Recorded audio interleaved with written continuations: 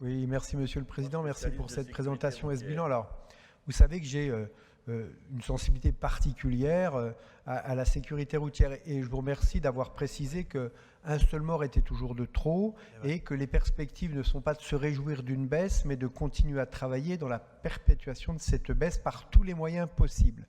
Plusieurs éléments rentrent en ligne de compte et je crois que l'analyse très précise des lieux accidentogènes, tout ce qui peut être fait est déjà fait, mais d'avoir une réaction la plus précoce possible derrière les constats.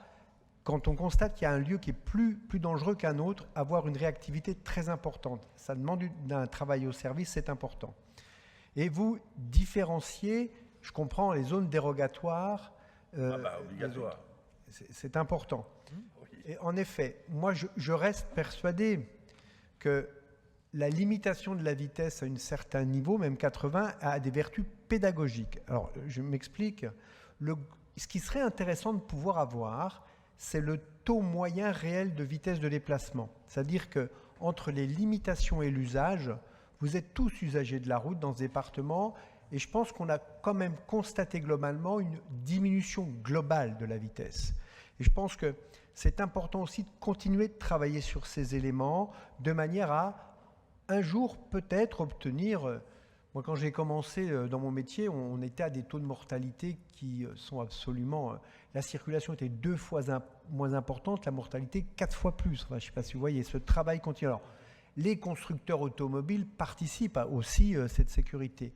Mais je crois que le département doit continuer de s'engager dans ce domaine et qu'on ne pourra lâcher la prise que lorsqu'il n'y aura plus aucun mort sur la route.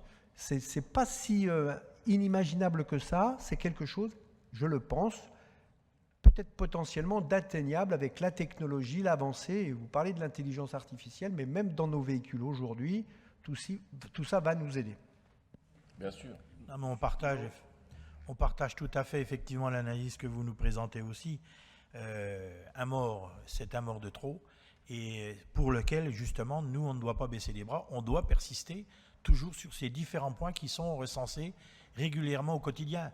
Je vous rappelle qu'à chaque fois qu'il y a un accident mortel malheureusement, on a aussi ce rassemblement du Collège de la sécurité routière où on analyse les tenants, les aboutissants quelques mois après, une fois que toutes les enquêtes sont bouclées, de façon à savoir si notre réseau serait mis en cause et on réagit avec le programme Réagir que j'ai indiqué, on réagit bien entendu rapidement.